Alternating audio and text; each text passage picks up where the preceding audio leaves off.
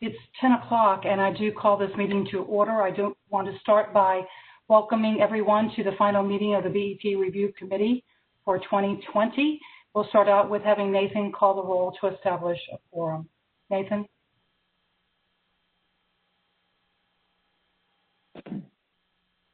Muted. Hannah Simcox. Here. Chairman Mark White. Or designee. David Connor. Senator Gresham. Here. Ben Torres. Eddie Pruitt. Chris Henson. Here. Sarah Morrison. Here. Lisa has let us know that she's leaving the committee. Chairman White, I've got you down. Yeah, I'm here. Thank you. Commissioner Schwinn.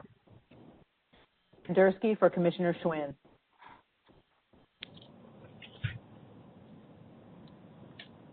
Commissioner Ely. Cliff Lippard. Larry Riding. Larry's here. I know he is. So. Bob Eby. Nikki Hall.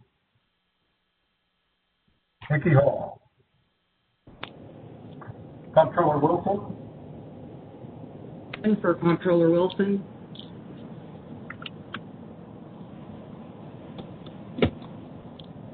Robin Fairclough. Dale Lynch. Here. And Mayor McDonald.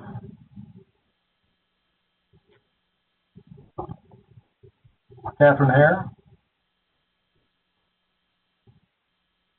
Catherine's here, although she may be on mute. Kurt Dronbarger. Here. And Chairman Hartgrove. Madam Chair, we most definitely have a quorum. Excellent. Thank you, Nathan. We have a quorum, and therefore we are duly convened. I will note for the record that the recording of our previous meeting will serve as the minutes for this meeting, for the last meeting thereof. Statement of necessity will be provided by Nathan Jennings. Back to you, Nathan. Pursuant to state law, the BEP Review Committee, by and through the State Board of Education, hereby submits this letter as its determination of necessity for its committee meeting held via teleconference at 10 a.m. Central Standard Time on the 16th of December 2020. Pursuant to Tennessee Code, the BEP Review Committee must meet quarterly. Because of the pandemic and because members of the committee reside across the state, it was determined that a physical quorum of the members could not be assembled in Nashville for purposes of this meeting. As such, the committee met via teleconference on this date to continue its work. Et cetera, we are in good shape. Excellent. Thank you again, Nathan.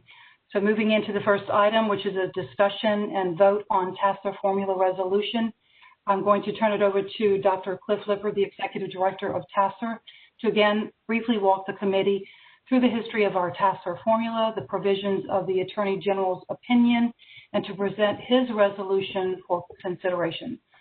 Dr. Lippard, it's all yours. Thank you.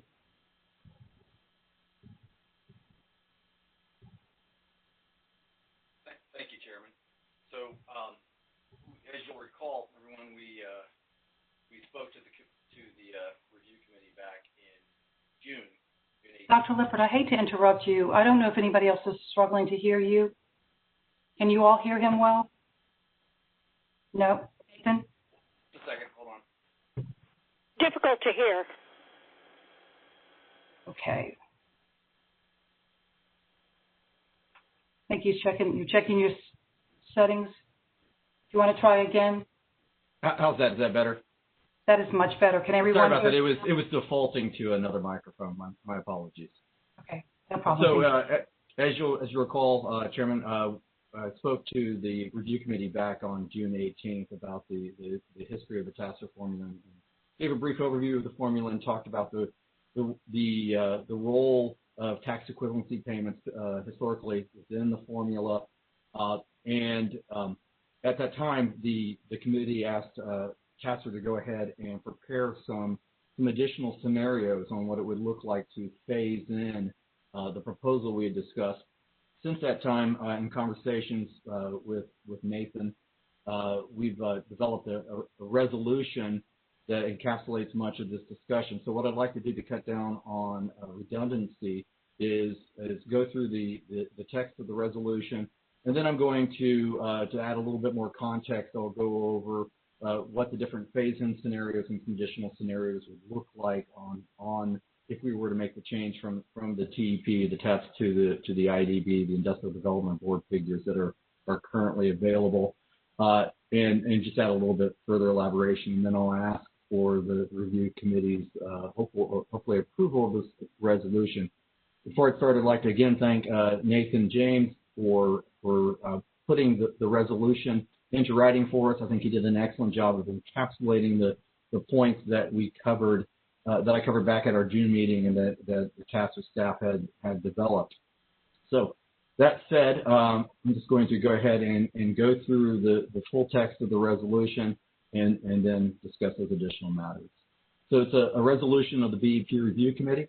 It begins, whereas the Tennessee Advisory Commission on Intergovernmental Relations, or TASER, model governing a portion of the fiscal capacity distribution within the Basic Education Plan funding formula dates from the inception of the BEP, and whereas the estimated value of property subject to payment in lieu of tax or pilot agreements, also called tax equivalency payments, or TEPS, is included in the equalized property assessment per student variable used in the TASER model, governing 50% of the fiscal capacity distribution, and whereas test data was produced by the Comptroller's Division of Local Finance as part of its county and municipal finance report, which was discontinued in 1995, leaving this portion of the formula based on 1993-95 figures, and whereas in 2005, TASER staff recommended that the BEP Review Committee remove outdated TEP data from the property tax calculation used in the TASER model.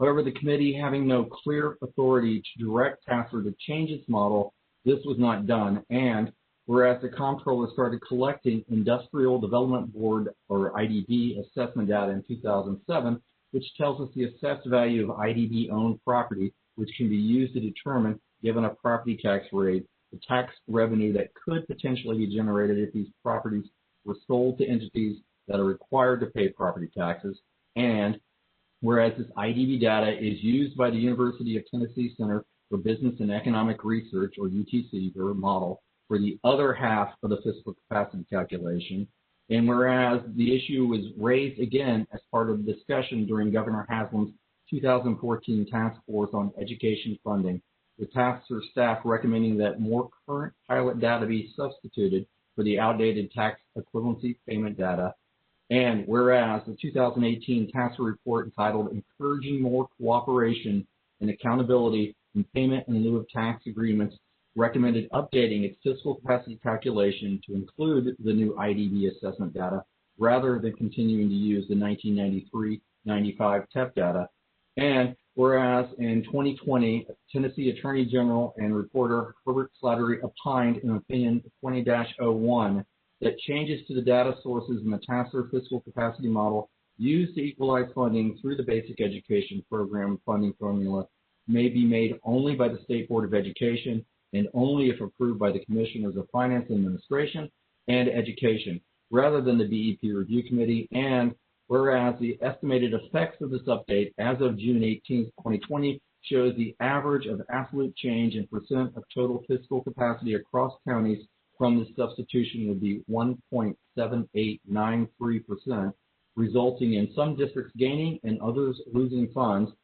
And whereas the BEP Review Committee acknowledges that any such change would ideally be phased in over several years, but still would not advocate for a major shift in the fiscal capacity calculation that would create an untenable hold harmless provision, especially during this time of fiscal uncertainty, nor would it place the State Board of Education or the commissioners in that position now.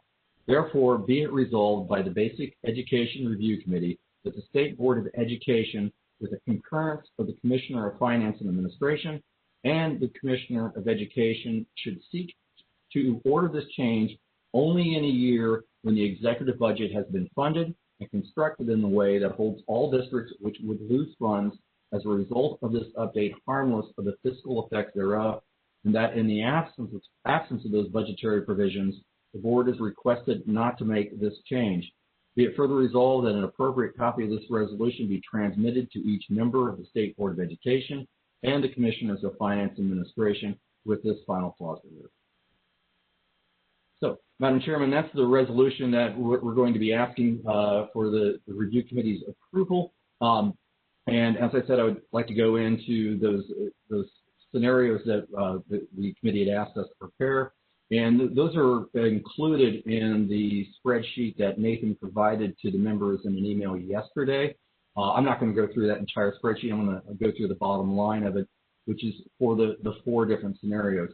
I will say, before I go through these hold harmless amounts, these are only the amounts for substituting TEPs for ID payments within the property tax variable itself.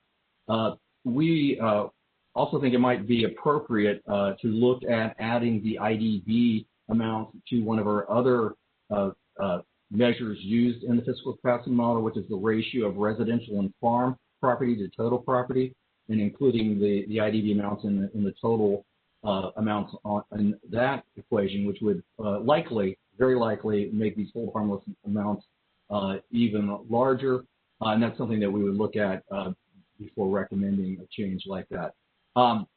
Also, I will add that these estimates of hold harmless amounts are based on putting this change through this year's fiscal capacity formula and this year's basic education funding formula.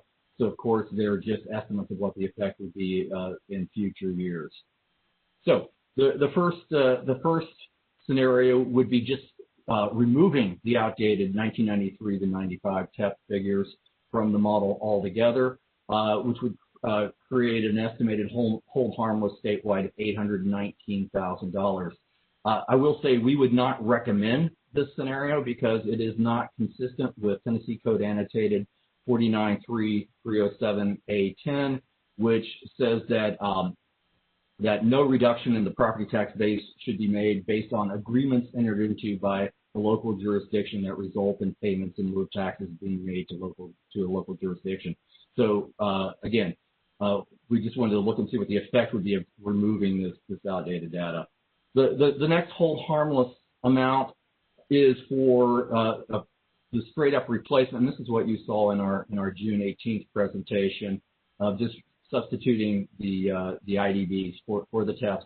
And that would produce a hold harmless amount of $3,067,000 statewide. And again, if you can see the system by system amounts in the spreadsheet that Nathan emailed to you. Then, of course, as the committee asked, we prepared a couple of different phase-in scenarios. The one is a 3-year phase-in, which would produce a statewide hold harmless amount of $1,018,000, and then a 5-year phase-in, which would produce a statewide hold harmless amount of $611,000. So again, as the resolution says, we don't think this change should be made until such time that it can be worked into such time that the state's budget would allow for these amounts to be held harmless so as to not cause any further problems with the state's funding. So, Madam Chairman, at this time, I'm happy to take any questions that the committee may have. Thank you, Dr. Lippert. Are there any questions for him based on the resolution and taking us through the spreadsheet on the fiscal capacity and the analysis? Any questions? Comment. Gibson County. What do you mean by hold harmless? Can you walk me through what that means? Does that mean if I'm like, there are a few districts in there, I'm looking at it through the lens of superintendent, and I'm thinking there are a lot of districts in there that are going to have a pretty significant chunk of their budget that they're getting from the state, upwards of 2% for some of them. They're going to have a reduction in that. So does that mean that the state is going to pay that over a period of time? I don't quite understand the hold harmless part of that. So Marilyn Dursey could probably better explain how hold harmlesses work in the BEP, but essentially what we're saying is that any reduction in the state portion from this change in the model, that that no system would experience a reduction from this change. So if they receive more money from the change, they would continue to receive. They would receive more money, but they would not receive a reduction in their state share of the BEP as a result of this change in the model. So the state would pick up that difference. Yeah, this is Mary Ann Dursey. That's an accurate explanation, Dr. Lippert. So thank you. I have kind of a corresponding question. Is there a sunset date on the hold harmless, or does it continue for? I think in our scenario, and it would depend on the phase-in period. I believe the sunset would be on at the end of the phase-in. So in other words, if it was a 5-year phase-in, the hold harmless would be for the 5 years. And then after that, the districts would realize the actual effect of this change in their funding. That would be our expectation. But they would have time to prepare for it over the course of the hold harmless. Okay, thank you. Madam Chairman, this is Mark White. Question? Yes, Chairman. Excuse me, Chairman White. Please proceed. Yes, ma'am. I'm driving, so I just want to make sure that I'm following. Will this have anything to do? We have a legislation more likely coming up in January, February, back in session of a hold harmless BEP funding bill for this upcoming school year. Is there any correlation or any effect that would have over that? Actually, the intent of this resolution is to not add to that hold harmless. And part of our thinking was that since there's already likely to be a fairly large hold harmless that the state is going to have to budget for if this legislation goes through, then we did not want to add to it. And that's why we use the language untenable hold harmless. So this is something that we would foresee in future fiscal years, not this upcoming fiscal year. Thank you. That helps a lot. Just wanted to clarify. Thank you. Certainly. Dr. Lippert, this is I'm sorry. Who? I'm sorry. Somebody asked to speak. Chairman Hartgrove. Yes, this is Dale Lynch. May I ask a question? Yes, please. Dr. Lippert, this is Dale Lynch, with Executive Director with the Superintendents Association, Towson. I guess, could you just give me a very brief explanation that I could share with someone in a supermarket about why a Hamilton County or a Bradley County would be a loser in this scenario, and another school system or even a Rutherford County would be a loser versus another community or a school system that will receive additional money? Well, can you just give me the black and white of why those would be different? So Dale, the difference is going to be the effect it has on their property value per pupil, which is one of the factors that's included in the fiscal capacity model. So generally speaking, the higher property value, the larger the property tax base that a system has, the higher their fiscal capacity is, and the higher their fiscal capacity is, the less state money they receive. So the larger their local share relative to the state share. And in this case, because the tax equivalency payment data, which is accounting for property that would be part of that property tax base, but that has been removed based on a decision of the local jurisdiction and taken off the tax rolls, that TEP amount is generally, since it's so outdated, going to be smaller than the IDB values, the more current data. So by showing the more accurate values, the more current values, that's going to increase the property tax base for those systems, which is going to increase their fiscal capacity and thus lower their the state share relative to their local share. Maybe not as quite a supermarket explanation, but hopefully closer. That's pretty good. I'm going to have to practice, but that's pretty good. Okay, thank you. Whereas I had a question. We talked about the phase out over 5 years. Looking at some of these numbers, though, you take Bradley County, for instance, it's a $504,000 difference. So for them, even over 5 years, they're going to have to potentially cut their budget $100,000 every year for 5 years if this hold harmless isn't in perpetuity. And then you look, Cleveland City's another $287,000. So for the citizens of Bradley County, that's almost $800,000 difference that they have to make up if this hold harmless doesn't go into perpetuity. I mean, that's certainly concerning with the way things are right now. And I understand not having this in a year where we're dealing with what we're dealing with, but those large numbers like that, you're talking about cutting, unless the citizens or it can be made up at a local level, you're talking about a serious cut over a 5-year period. I know it's not the same for all the districts, but there are some large districts. And then looking at some of these other numbers, some of the districts that are included are the high growth districts that would receive cuts. And I think we've got an agenda item to talk about how those districts need additional funding because of the high growth. So I'm just trying to balance those aspects of it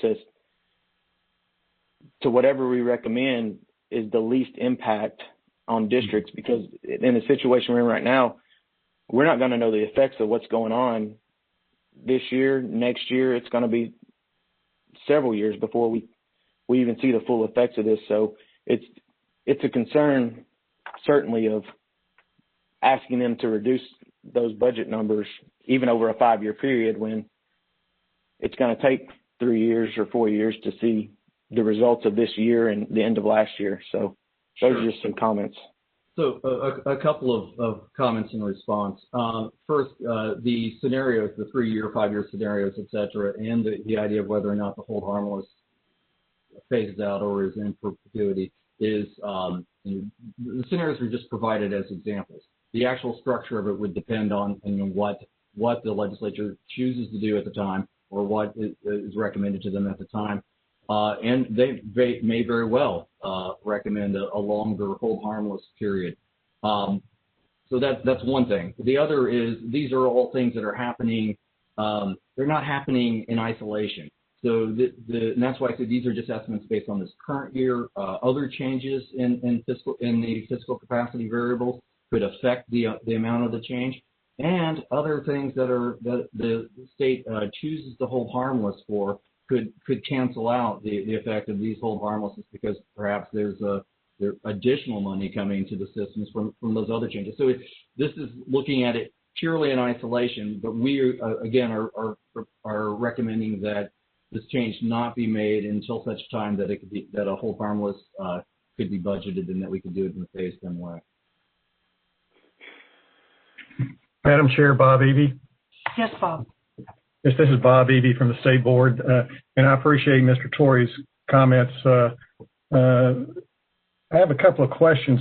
Even in not only the large districts, but there's a lot of red in the small districts. So I know this is a calculation that's just come out, but have we gotten input from the districts to determine, as Mr. Torrey says, what is the impact going to be if we were to implement this over a 3-year or 5-year period, or I would think that we'd want to get some input before we would make some final recommendation.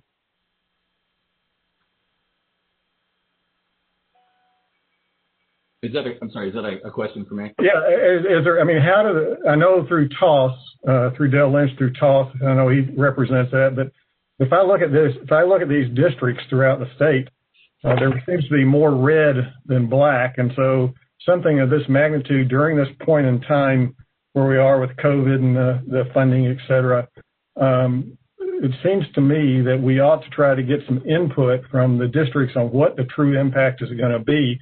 Is it going to be teachers? Is it going to be education, workbooks, whatever? It just seems to me that to make a recommendation to send this thing to the state board, we ought to be sure that we're getting input on what the true impacts are. And so have we gotten any input, or is this just fresh off the press, or what? Well, no, we have not spoken to the systems directly on what the effect would be, because again, that's part of the rationale for a hold harmless, so that at least for the phase-in period, there is no effect on the systems, and the red is canceled out. And it's only the systems that are seeing a gain from the change that we continue to see the gain. I would add, you could flip this and look at the other side of the coin, where these are the systems that are not benefiting from this now, or you could argue are actually losing under the current model that uses outdated data. So this is a way of trying to make the model more accurate and to better reflect the actual fiscal capacity of the systems across the state. We have to have some kind of measure in there to capture the effect of these agreements, these agreements that change the actual tax base of the systems. And if we're going to have that kind of measure within the model, it seems that we should have the most accurate measure within the model, which is this measure, the IDB measure, which is the same one that's used in the other half of the fiscal capacity formula, the half calculated by the Center for Business and Economic Research at UT. So every year when we run the fiscal capacity systems, there are changes in the fiscal capacity. Systems have increases in their capacity. Systems have decreases in their capacity. Usually, there's not a hold harmless in place for those gains and losses. In a way, this is in terms of there are always gains and always losses, and so there are always effects from changes in the fiscal capacity model. I think this is actually better for those systems that are losing, that there is at least a suggestion that there be a hold harmless for this change. So I do have a follow-up to that, because I know where Mr. Eby is coming from, and typically when we are taking action as a state board, we do like to have the data. We do like to understand the effect or the impact of decisions that we make. However, I'm sitting here wondering, and we could certainly ask some of the directors of schools that are members of the committee, if they could even predict if we're holding them harmless, whether it's 3 years or 4 years or 5 years or in perpetuity. We'll forget that part, the 3 to 5 years. Yeah, because that's another story. Can they even predict how this change would affect them in the future, given all the other variables and the other components? I just wonder if that's even possible. Chairman Hargrove, Eddie Pruitt, Superintendent, Gibson County. I was looking at the spreadsheet that Nathan sent out back on December that has the June estimate, tacit revised comparison, and the numbers are a little bit different than the one that was sent recently. So when I was looking through this, I have a couple questions. One, I wonder, were there any correlations between, did this impact rural districts, positively, negatively, urban, suburban? Were there any connections there? But when I looked at the increases from the amount that's sent from the state, the average increases, which is good, that means you're going to get more money, was 0.17. But the average decreases was negative 0.37. And so the shift seems to hurt districts more than help districts. Like for me, it wasn't going to increase my budget that much, like, $3,000 to $6,000. That's not going to do anything. But for another county, a $500,000, that's going to hurt. And it just seemed like the shifts were a little bit more drastic on the amount of losing. So I would say most superintendents would be a little bit hesitant about moving forward with it. That's just my personal opinion, though. Yeah, Connor, can I ask Director Lippert a question real quick? Yes, please. Go ahead. Cliff, as I understand this, like if you're looking at, and we'll take the Bradley County example since they seem to be the largest one. If Bradley County would lose $500,000 on this shift if it happened immediately, you're saying phase it in over 5 years and hold them harmless. So the idea would be, let's say, instead of losing $100,000 next year, Bradley County will at least stay the same. If Bradley County's funding, let's say under the changes in the BEP for inflationary growth, they would have gotten $200,000. Would you say like, okay, instead they're only going to get $100,000 additional dollars? Because it seems to me the phase-in period, the growth in BEP funding would, over a 5-year period, more than cover. So they're not actually going to experience a cut. They're just going to not grow as fast. Is that what your thought was? That's what I would anticipate, David. I mean, it really depends on other hold harmless provisions, and this would just be one piece of what the state is likely to be holding systems harmless for. But yeah, that's essentially right, I think, David.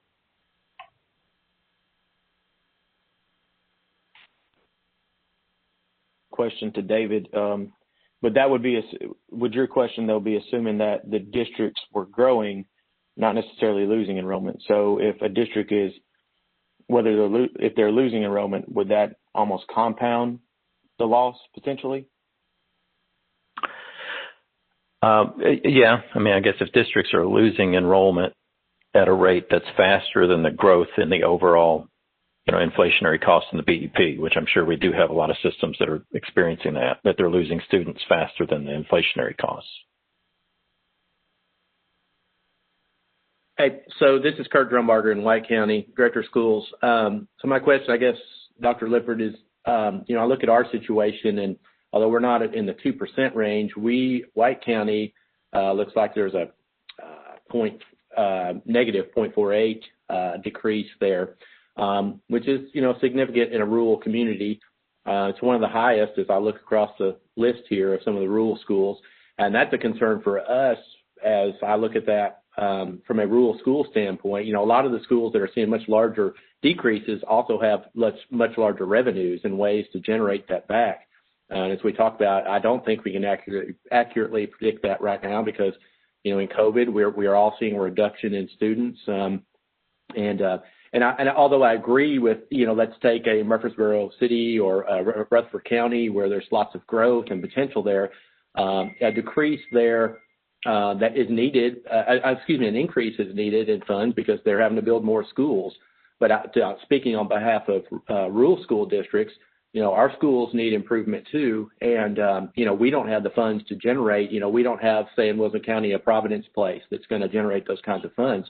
So I guess the question there is, are you saying that in our decrease, then my recourse is to go to our county commission and say, listen, we're not taxing our property tax rate high enough that we need to make up for this difference because the state's no longer provide it? But I think that's a two-edged sword. Some of these decreases we see in larger districts, also have larger revenue streams and opportunities that rural districts don't. So, I can see that, $109,000 may not mean as much in Wilson County. But it's still $109,000, but it certainly is a big amount in a rural district like White County. So anyway, my question, I guess, is what is my response then at the local level to try and recoup that?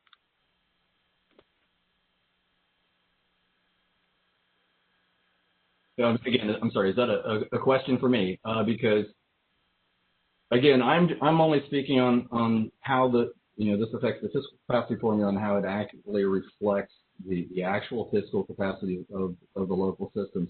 I think that the main issue here, and this is going back to an earlier comment, was on what correlation there is here, whether this affects rural systems more or urban systems more. And really the main factor that would affect the systems here would be the amount of IDB assessed property there is in the systems. And the whole point of this change is just to more accurately capture that. So I'm sorry, I really just don't have a good answer for you on what your response is to the to your local boards. Again, that's the argument for doing a hold harmless on this is to try to minimize the effect of this.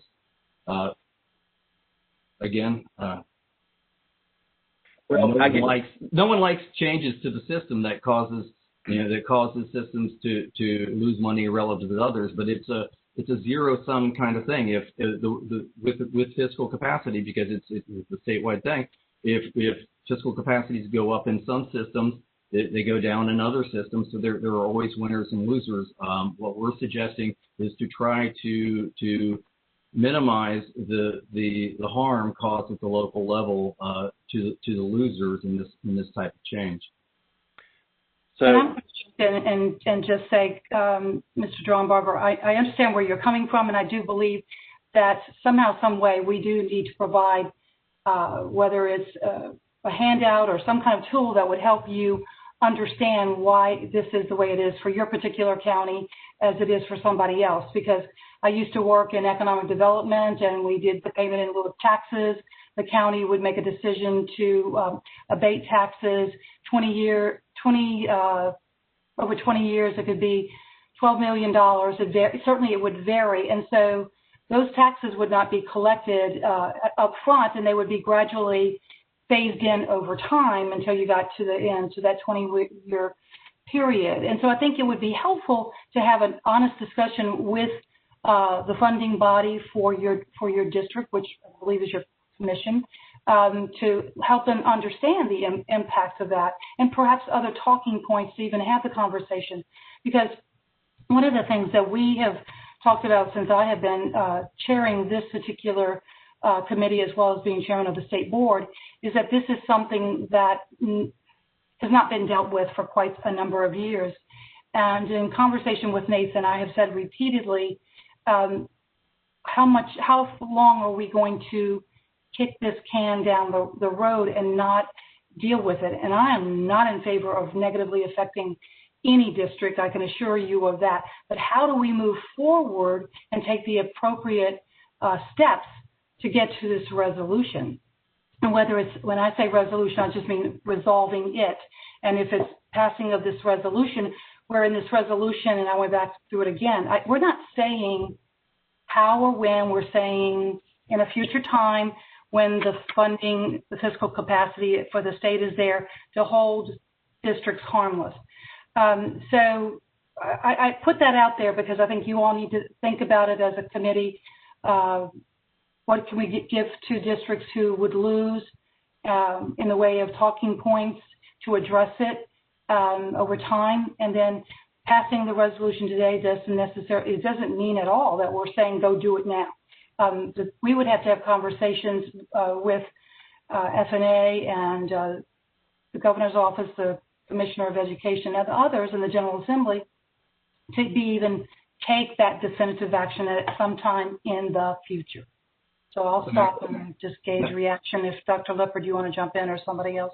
No, I just actually want to thank you, Madam Chairman.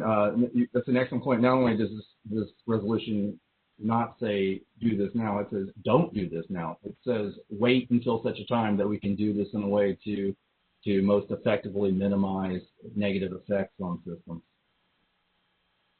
Thank you. This is Mayor McDonald. Yes, Mayor.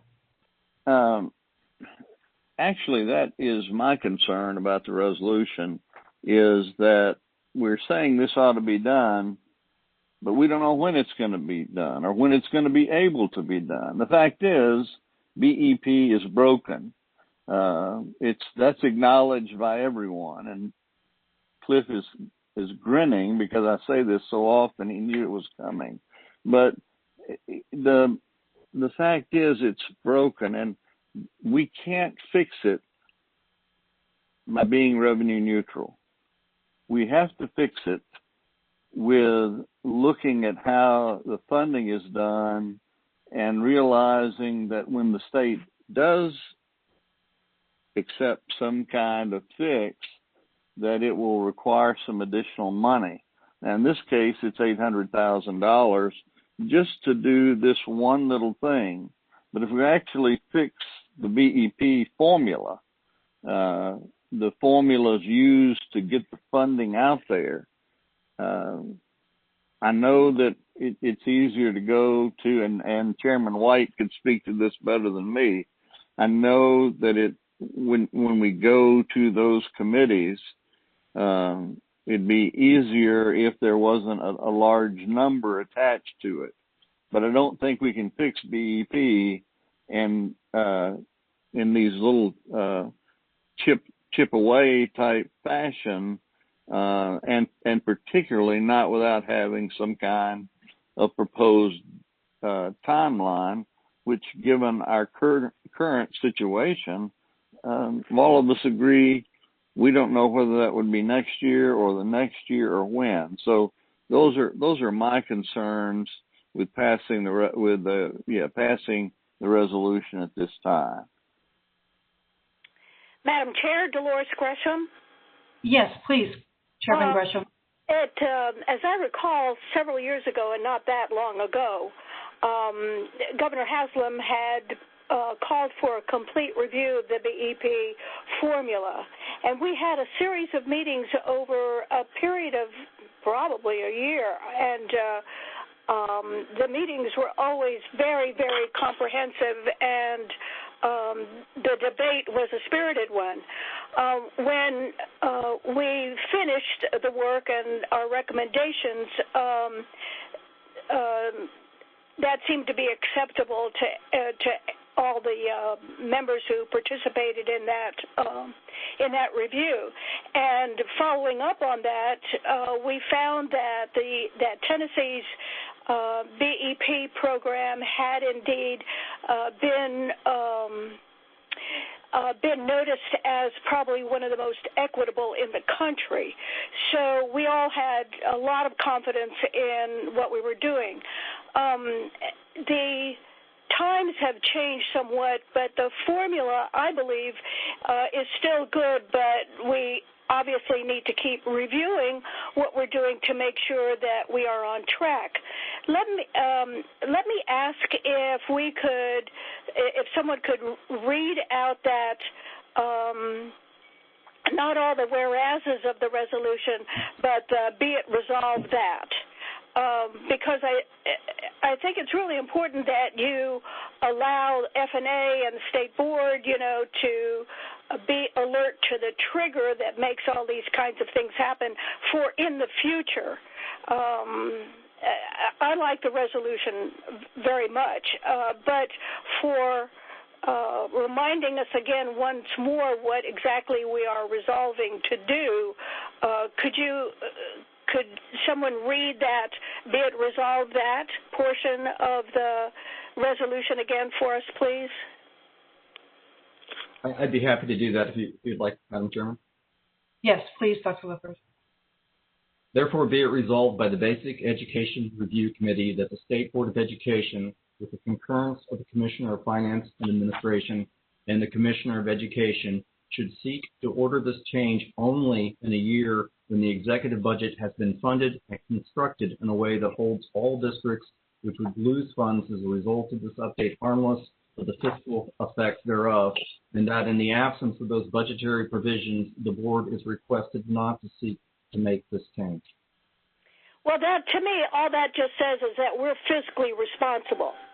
And if there is a trigger, then it'll be determined by, well, you've already set the criteria to be used by FNA and those other members who will be involved in that. So I'm good with the resolution the way it reads. So I just thought I'd throw that in. Thank you, Chairman Gresham. Are there any other questions or comments for the group or for Dr. Lippert or anyone else for that matter? Madam Chair? Yes. This is Nathan James, and I just wanted to weigh in from a standpoint of the institution of the BEP Review Committee. In the last couple of years, Cliff and his staff, they'd approached the board and the Commissioner of Education to request that the committee make the change.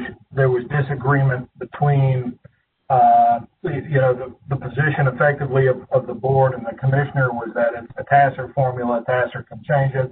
They said we don't have the authority to change it. We think it's up to the BEP Review Committee. Got the Attorney General to weigh in, and the Attorney General said, yeah, you're both wrong. It's the board, but only with the concurrence of FNA and education. So let's talk for a moment exactly about what that means. you know, we have to remember that the BEP Review Committee is an advisory committee. It doesn't, you know, the buck frankly stops with the people's representatives, and that buck is proposed by the hardworking folks at Finance and Administration and through the office of the Governor of the state of Tennessee. There is not a mechanism where one portion of that process can take care of all of it. That's why it's not just the board.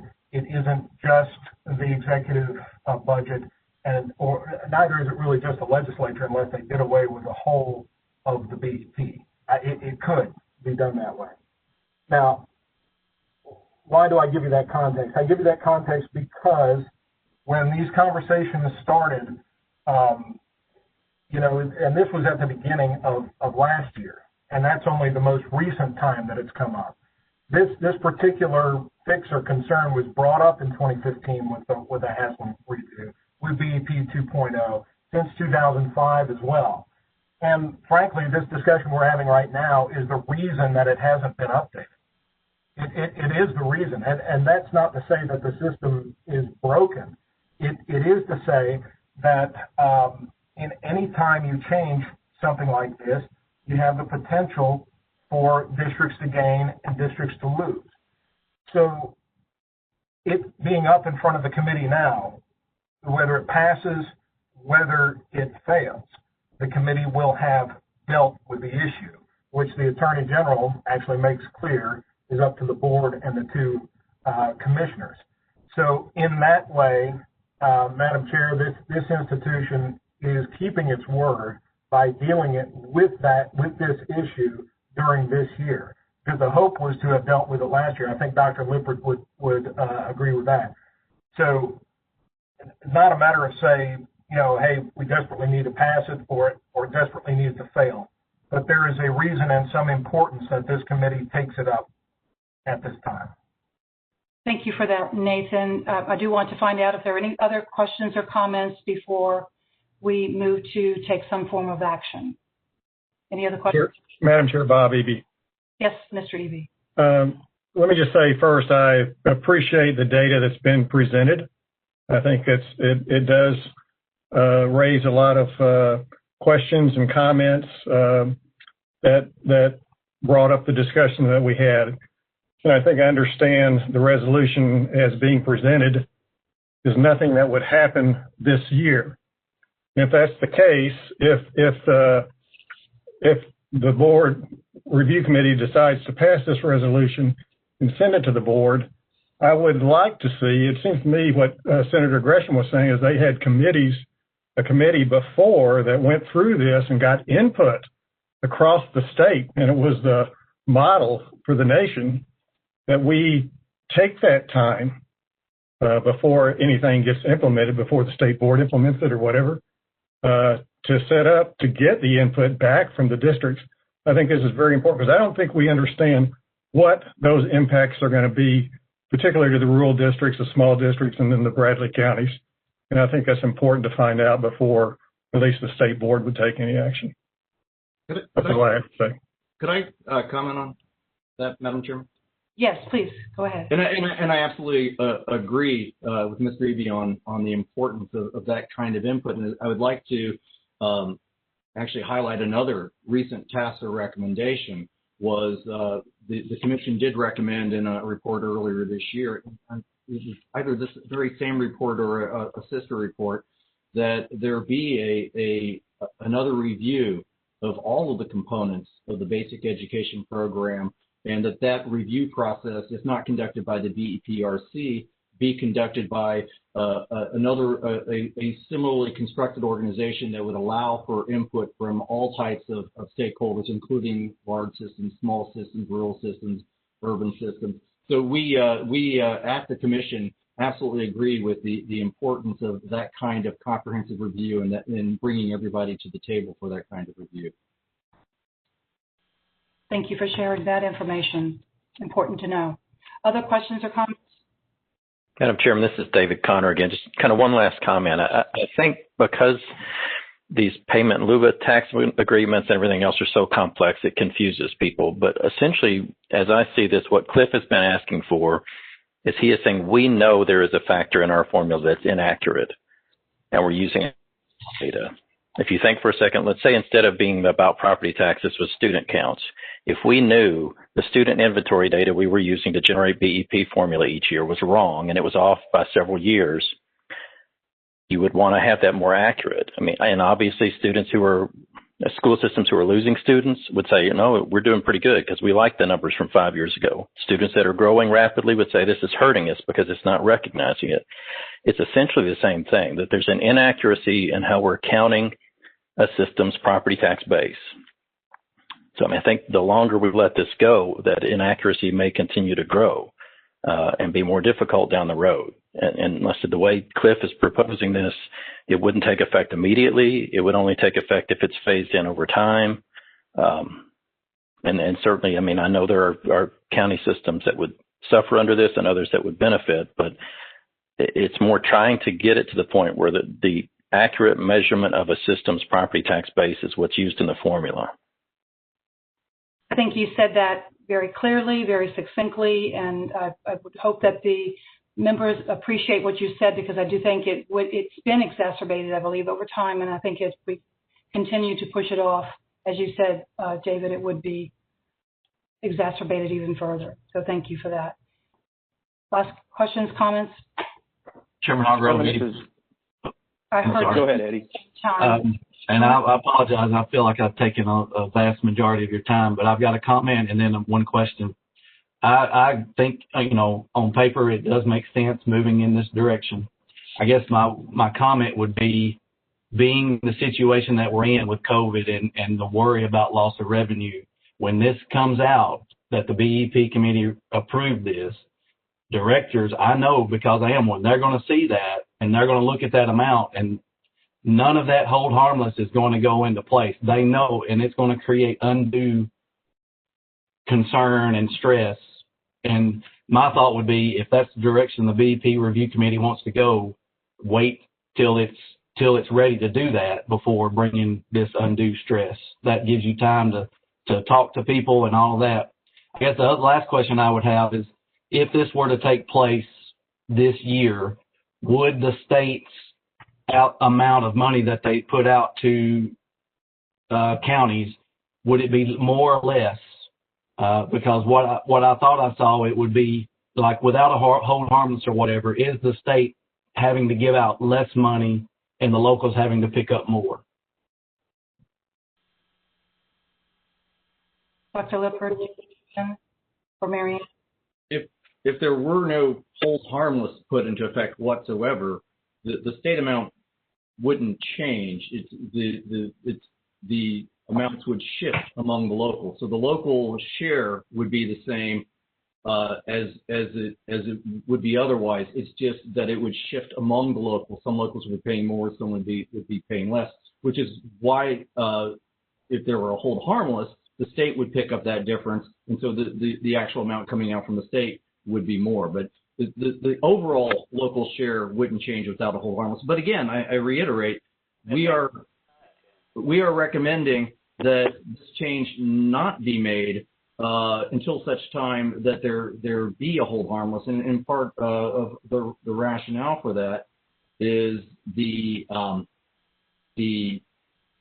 coronavirus and the uncertainty related to that. Thank you, Dr. Lippert. Or is there a way to capture that in the resolution itself, that it's not necessarily seeking them to make that change, but to more or less consider the change, one, after, like Bob was talking about, input from local districts to the state board on the fiscal impacts, and taking into account what the General Assembly will do in this upcoming session. I think right now we don't have a full picture of the enrollment numbers, and I know there's going to be legislation. Some legislation has already been introduced. So is there a way to structure it to where the BEP review committee says, this is an issue, but there are other factors out there besides this issue in a vacuum that need to be taken into consideration before moving forward? I mean, is that something?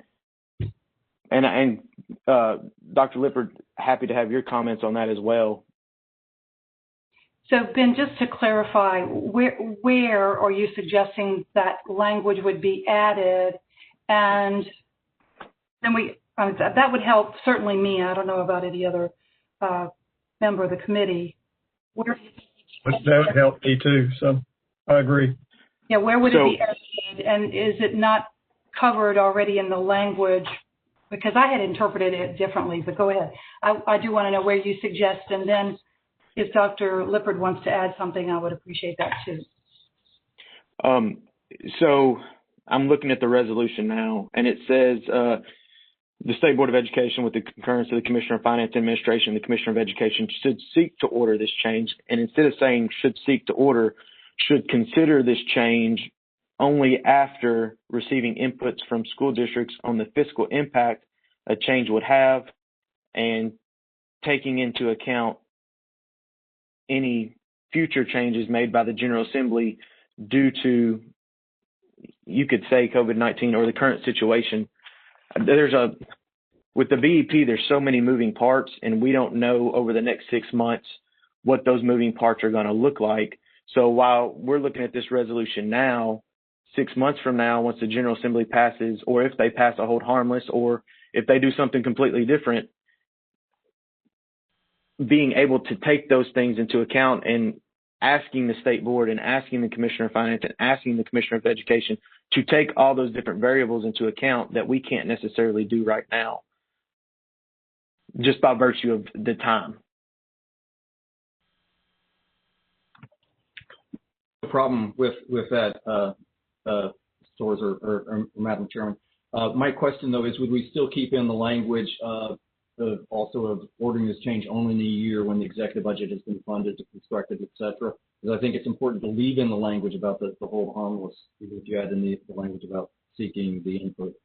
Absolutely. I wouldn't think of changing the hold harmless because I think that's very important. My biggest concern was, just like Bob mentioned, it's a concern when you're going to have winners and losers. I mean, it's just the BEP is a pie, and all you're doing is shifting the piece sizes between districts, and that's a huge concern without having input from the districts on, well, if your piece gets smaller, what are you going to do, and how are you going to react? And I think having all that information on the front end before we make that it would be nice to have that information on the front end before any recommendation was made to say, if we do recommend this, what's the impact? And certainly that would be preferred, but I also get the point of what Chairman Hartgrove was saying and Senator Gresham, and I think David also mentioned about there isn't the issue with the formula, how do we fix it? It's just making sure we have all the data inputs before we make a recommendation that to these bodies. That was my thought. Madam Chair, this is Bob Eby. I've got some language that we might want to put up in the whereas, which would help explain later what Ben just recommended, is if we added a whereas we are currently in unprecedented times due to COVID and realizing significant changes throughout the state education process or something. And then when we get down to now therefore be it resolved, we add that in there, and that explains why we want to have this period in these words. So that in addition to what Ben said, or would accept that, if that makes sense to people. I think what would be helpful, and Nathan, I'm wondering if you could put up a version of the resolution that you can edit so that we can see exactly, because, I'm trying to take notes and I'm sure other people are trying to capture what's being said. In spirit, it sounds fine to me, but I want to make sure that everybody can see a version that we would vote on shortly if we have a motion and a second. Yeah, so we're actually going to have to take a series of motions on that. What Ben has done is proposed an amendment, and Bob's proposing a second degree amendment. So what the review committee needs to do is consider language of Ben's amendment and then consider language of Bob's amendment. And then there would need to be a motion to adopt the resolution as amended, or to reject it, or to postpone it to a time indefinitely, or to do whatever you feel comfortable doing. This is just a situation where we have this in front of us because we made public statements about considering it in this year, and this is the last opportunity to consider it. But I'm creating a Word document because, of course, it was distributed as a PDF. I'm cutting and pasting all of this from a Word document.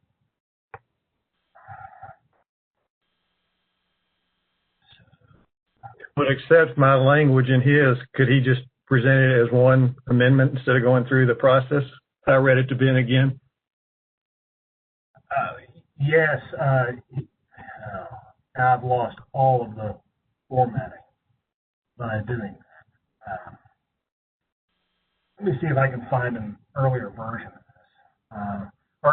Elizabeth, can you put a Word version of this up on the screen?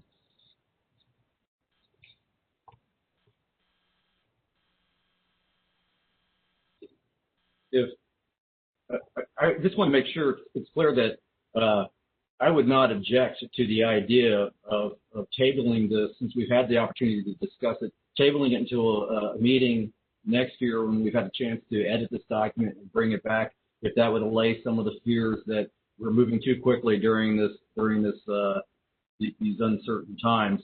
We just wanted to make sure that we had aired all of the concerns about this and underscored the importance of why we think this change needs to be made eventually to more accurately show the true fiscal capacity of systems relative to each other across the state. And I feel we've done that. If we want to go ahead and edit it and move a motion today, that's fine. And if the committee would be more comfortable taking the time to make the edits and bring it back next year, I'm comfortable with that as well. Thank you for adding that. If Nathan is not in a position to do an edit version, I will certainly entertain whatever motion someone wants to make.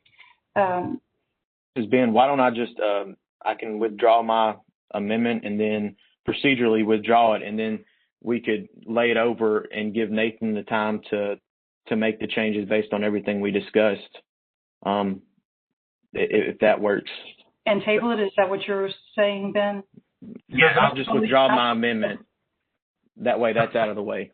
Madam Chair, the trouble is that, you know, what we've done is we've conversed about what changes two members would like. Right.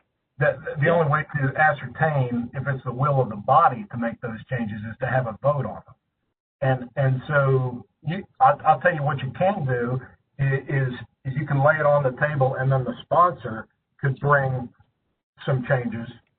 Yeah. And that way it's not, because I can't, I mean, I could, but I shouldn't make amendments based on conversations rather than the action of the body. Does that make sense?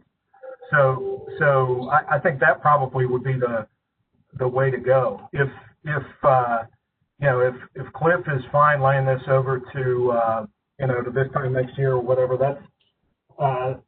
that's perfectly fine. At that point in time, the institution, the chair has kept their word in terms of dealing with the matter this year, and postponing is a way of dealing with it, frankly. That would also give us time to get more input as we go through the process, correct, Nathan? Oh, certainly. Members can certainly, solicit input from, in between now and then. But from a procedural viewpoint, somebody can make the privileged motion to table this item until, December 2021 or whatever. And I do want to make a comment with regard to collecting information from others. For us to change, or when I say change, add narrative to the conversation or make a more informed decision, to me, it's about the actual data, because I don't think it needs to be anecdotal information. And somebody, I think, should help us be point on that, and whether it's TOS or TSBA, somebody help with gathering that information and having a format that allows for a consistent collectability of that data, so we're not getting ad hoc or just all over the board type of information, so that we're in a better position to act with and knowing that we have actual bona fide data. Does that make sense? To work with Nathan, Madam Chairman, and anyone else to get actual data on the fiscal impact. Happy to work, happy to help any way we can. Yeah, and I would say, Madam Chairman, that's and Dale just mentioned that he's happy to help. I mean, a survey of superintendents, a survey of TSBA members, just something done, internally amongst those organizations. They could bring that, so it's not just anecdotal data as you're discussing. And this, there's nothing in the world wrong with that proposal. And if that's the path we're taking, Chairman? I just want to be able to see the components that are included in a spreadsheet, Excel spreadsheet, or whatever document you're going to use to ensure we're not missing anything. So I would like to have a look at that. And perhaps, Dale, you'll work with Ben and Nathan, and I'd be happy to jump in as well. Yes, Dale, did you have something to add? It's my apologies. I think these were outstanding comments, and I actually appreciate the opportunity to share, but I was very nervous in the fact of what Superintendent Pruitt said too, that this is such good work that I'm afraid that if it got out in front before we had a chance to try to inform our members, that it would be doomed before it ever got started. So thank you for letting us be a part of that and make this happen with the right time. I agree with you wholeheartedly. Thank you. Madam Chair, this is Bob Eby. So I will make a motion to table this till December, to the meeting December next year, with the actions that we've talked about taking during the year to have more information to move forward. So Bob Eby provides the motion to table until a future date. You said the end of next year? Nathan was saying December 2021, so that's good. December of 2021. Is there a second? I'll second it, Madam Chairman. I'm sorry. Ben Torres, I'll second. Ben Torres provides the second. Do we have any further discussion? Hearing none. Nathan, would you do the roll call vote, please? Yes, ma'am. On the tabling motion, Michelle Simcox. Yes. Chairman White. Yes. David Connor. Chairman Gresham. Senator Gresham. Pass. Ben Torres. Eddie Pruitt. Yes. Chris Henson. Yes. Yes. Lisa Myers has resigned. Marianne Dursky for the commissioner. Pass. Greg Turner for the commissioner. Pass. Cliff Lippard. Yes. Larry Ridings. Larry Ridings. Bob Eby. Nikki Hall. Nikki Hall. Linda Wesson for the comptroller. Pass. Robin Fairclough. Dale Lynch. Yes. Mayor McDonald. Catherine Hare. Pass. Pass. Kurt Dronbarger. Madam Chairman Hartgrove. Yes. Madam Chair, the ayes have it. The ayes have it, and the motion is approved. Thank you all very much. That was a lively discussion. I think it was important to have that. And Dr. Lippard, as always, thank you so much for taking us through the process. And we look forward to hearing this again in December, and hopefully we'll be able to pass a resolution at that time. The next item on the agenda is a discussion of high growth district capital funding. I recognize Nathan James and Marianne Dursky to discuss how this matter came before us and walk the members through the process the state goes through to fund new school building projects. Thank you, Madam Chairman. So this matter has shown up, and Ben, others will back me up that it comes up on a fairly routine basis at the legislature. and almost never actually gets past the legislature. And that is the specific troubles that are had in particularly high growth districts regarding the state's share of building funds for school construction.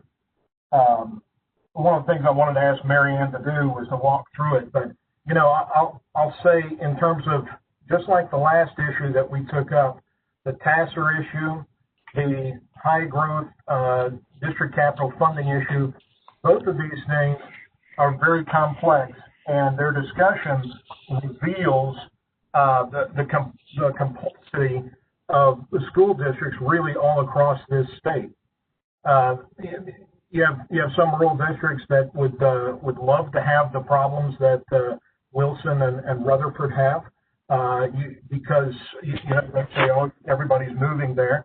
And then you look at Wilson County, Rutherford, Williamson, some of these counties where they're building 1 and 2 schools every year, and you can see that it's very, very challenging for those folks. And it's a situation where folks are just in different postures because they reflect their specific counties. What I'd like to do is ask Mary Ann to walk through for members and answer questions about how the state spends money on the construction of new schools. And good morning, everyone, and thank you for giving me the opportunity to talk about this. First of all, I do want to make clear that the outside of the BEP, there is no funding for school construction from the state. There is a component within the BEP that speaks to school construction and capital outlay, but there is no specific funding for that outside of the formula. Within the formula, funding relative to building construction resides in the non-classroom component of the BEP. And what the formula does is take a look at how many students in various grade spans, K through 4, 5 through 8, and grades 9 through 12, and it assigns each of those students a certain number of square feet. So this is standard across the state. Every K4 student is assigned 100 square feet of space. The formula then takes the square footage for the students in a particular district and estimates the cost of construction of schools. It then looks at that cost of construction and basically amortizes it over 20 years using factors such as a 40-year useful life of the building, a 6% interest on a 20-year loan, and then including some costs for equipment and furnishings. The total then that is included in the formula is 1/20th of that total cost. So that's the amortized cost. 1 year of the 20-year amortized cost is included in the formula. That is the specific capital outlay funding that is considered in the formula. Because this funding is located in the non-classroom portion of the BEP, districts have the flexibility to use those funds in any way that they desire based on the structure of their annual budget. And so funds generated in the non-classroom component, such as capital outlay, can be used on textbooks, teaching positions, transportation, any needs of the district. So it is, as you all know all too well, this is a funding formula, not a spending plan. Growing districts, when they receive growth funding, part of the additional growth funding is generated in this capital outlay section. The formula, when we calculate their growth funding, would take into account the higher number of students, the number by which they've grown in that particular year, and it would generate additional capital outlay funding for those students. But again, it gets merged in or combined with all of the other non-classroom funding and then all the overall growth funding. But I do want to point out that growth is growth or and capital outlay related to growth is considered in the growth funding, but it is not a specific pot of money for capital outlay. I think I'll pause here and see if there are any questions or anything that I need to clarify. For Mary Ann?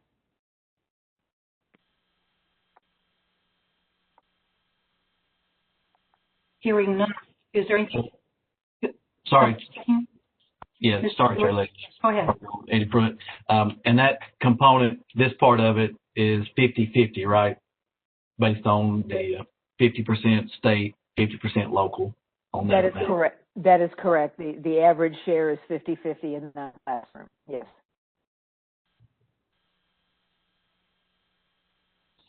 Mary Ann, is it possible to discuss or walk through for the members how the state determines exactly what that's going to look like? Is that based on the previous year's data? Is there a lag of any kind? What does that look like? The growth funding? Yes. Yes, ma'am. Okay. When we calculate growth funding, for example, we're getting ready to do projected growth funding for this current year that we're in, fiscal year 21. We're going to look at the BEP formula for this year that is initially based on last year's average daily membership. What we do is then run the formula, the same formula, but we use current year ADM to capture the growth the districts have experienced. And so it's the same formula run with, in the case of growing districts, a higher average daily membership, which then generates more funding for those districts. So what we're looking at when we do growth funding is growth that you are experiencing in this current year. So there is no lag on that piece of it. That this is the growth funding is probably the most current funding that we do. Okay, I appreciate you making that clear. What happened was the Rutherford County legislative delegation, their House members and senators, sent a joint letter to the department and had asked the BEP review committee to look at this and have a discussion about it. And so, I ended up having conversations with each of the members of the Rutherford delegation just to let them know that I think they want some kind of differentiation made for those districts which are extremely high growth, and I wasn't able to figure out. I don't see a way that could happen without making the shares of the pie smaller for everyone else. But the other thing is we can take advantage of an opportunity like this to kind of get the 101 on what's obviously very complex process. But I think it seems reasonably equitable. So what we're saying is that the state does pay half of the replacement cost on an annual basis for each of the buildings until they're for 20 years, or is it 40 years per building? How long does that go? The payment is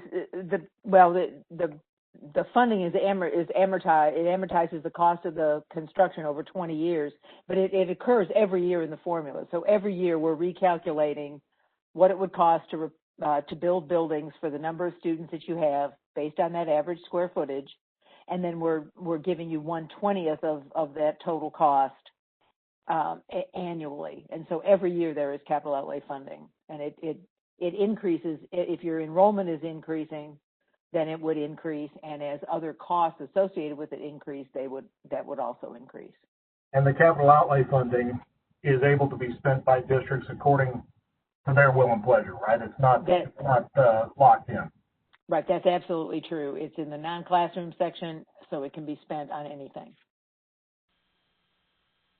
And this is Bob Eby. I had a question. You mentioned that part of that formula includes a 6% loan cost being amortized in there. Has that 6% been over we use that number for the last 20 years, or do we look at that annually to see, because certainly interest rates right now are far lower than that? To my knowledge, that has not been changed in a number of years. Thank you. Something we might want to look at down the road.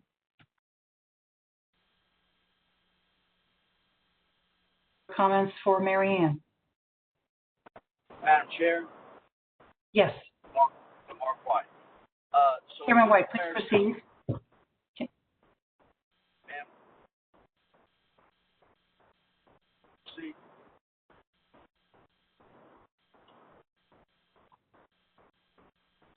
Can you hear me? I can barely hear you. Okay, let me see. I apologize. I'm in the car. If you can hear me, if you can't, just let me know. So is this a fair statement? So those districts that are increasing in population, that are having to build more schools, in essence, because their ADM is increasing, they are getting additional money for school buildings according to the BEP formula. Is that a true statement? Generating additional funding for them based on the cost of construction, but again, they don't have to use it for that. But there is funding, additional funding coming to them. Okay, thank you very much. You're welcome. Any other? I just had a question on going back to what Mary Ann explained, the per square foot of construction for elementary school costs, and then the overall cost per school. Is that looked at on a regular basis, or is that updated every year? I know in some instances now with supplies are short, so costs have increased. How is that looked at? The number of square feet has not changed in a number of years, but the cost of construction per square foot is looked at annually. We use RSM's publication, and that is looked at and updated annually. Okay, that was my question. Thanks, Mary Ann. Welcome. I do want to clarify, and Nathan, I think you said this in the beginning, based on queries from certain districts regarding how this works, and of course the growth that they're experiencing. Did you clarify, and I just missed it, that we're asked to take a look at this and perhaps study it to make some future determination of any changes that might be made regarding this particular, the non-classroom component, or how we would view it for the future, or how that assessment or evaluation would take place, or study, if you will?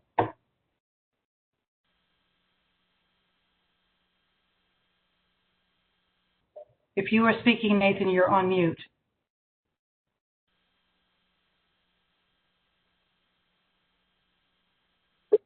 My cursor froze and it wouldn't let me unmute it. Okay.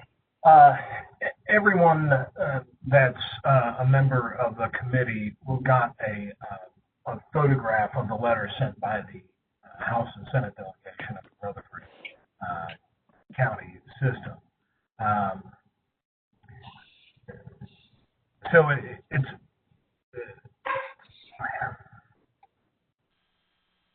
they said that the purpose of House Bill 2021, which did not pass, was to bring awareness to the situation on it, and so they asked the BEP review committee to review the formula.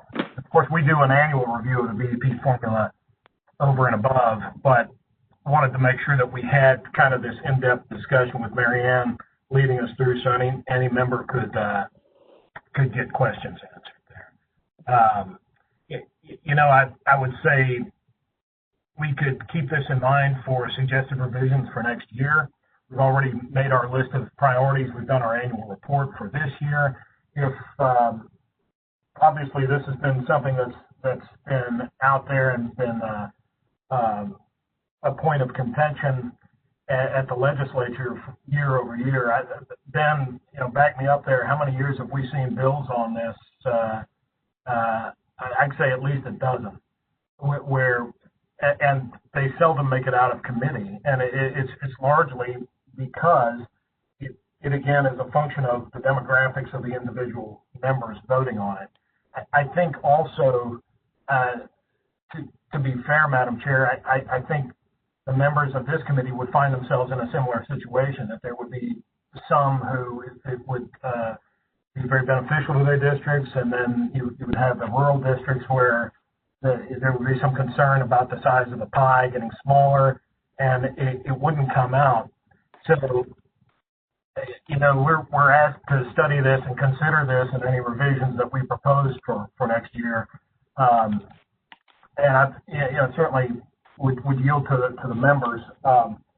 But that discussion we just had with Mary Ann, I think, is more in depth than we've gotten into in some years, at least. And maybe someone else would tell me different. Thank you for clarifying that, Nathan. Any other questions or comments from the committee? Because if not, I believe we've covered this sufficiently today, and we can make a determination of how we would act next year in one of our meetings, especially during the survey period. Any questions or comments on that? Madam Chair, this is David Connor. I had a question, perhaps for Mary Ann, but I'm wondering if maybe a way to respond to the Rutherford County delegation's concerns, because certainly the growth counties are having issues here, is to take a look. I believe she mentioned it's an RS Mains report that is giving an estimate of the cost of square footage for construction. If we could take a look at that in comparison to inflationary costs in construction to see if there might be a different formula that maybe would capture that actual cost of construction better. I don't know that there is an alternative, but we would at least be able to say we looked at that individual component to see if it's accurately reflecting real world costs.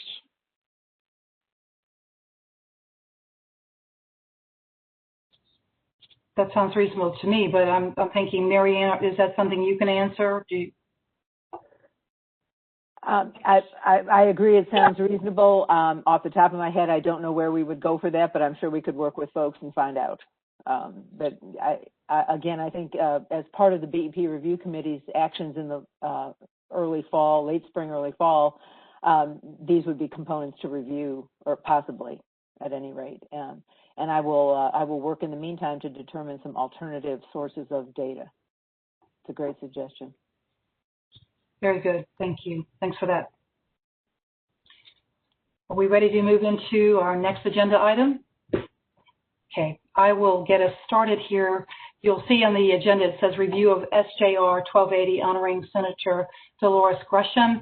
And so I do want to start out by saying to you as committee members, it is really my distinct honor and privilege to recognize Senator Dolores Gresham for her years of service to the people of Tennessee and to this BEP Review Committee for the past 11 years. Senate Joint Resolution 1280 is a 4-page document.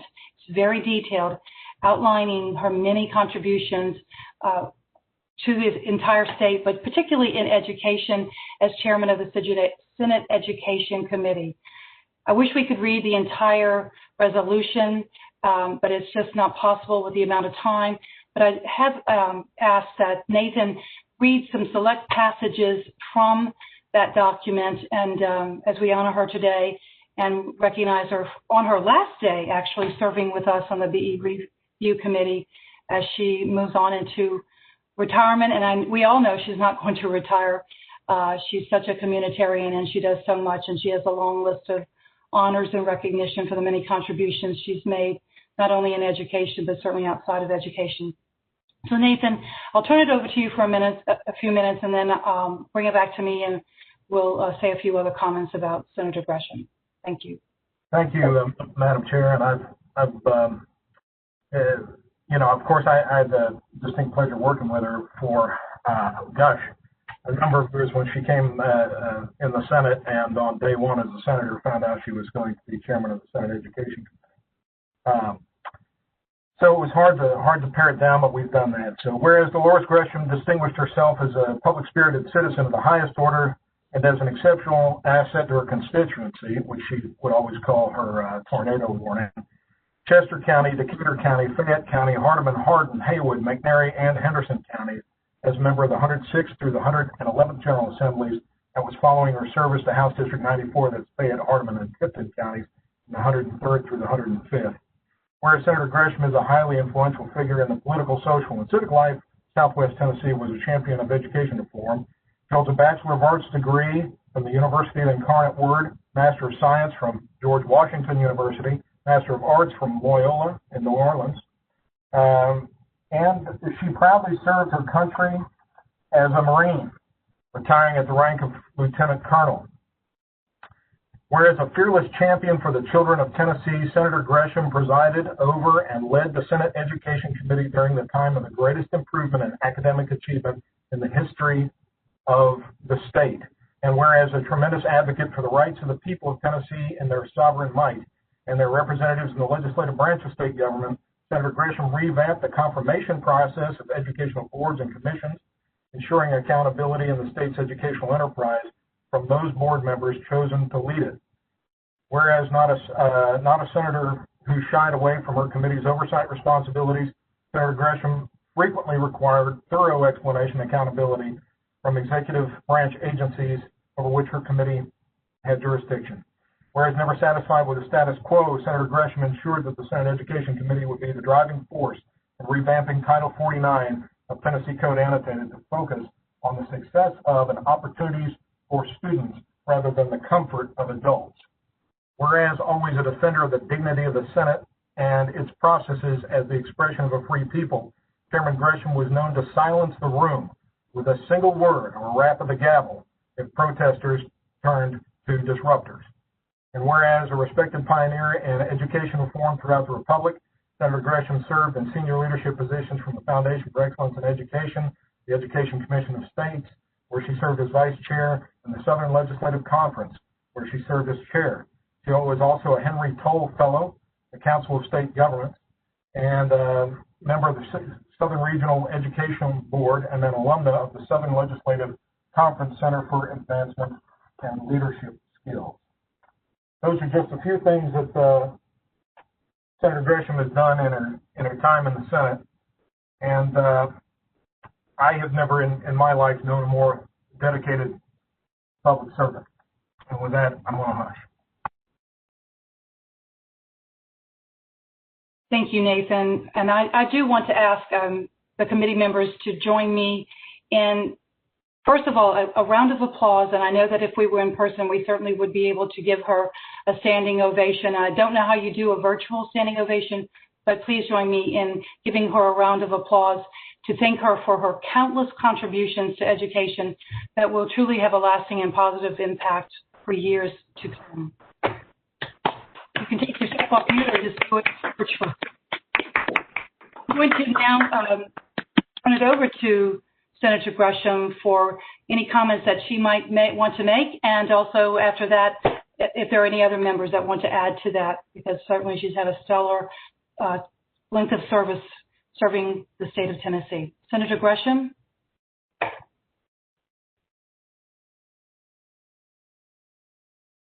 I hope we didn't lose you.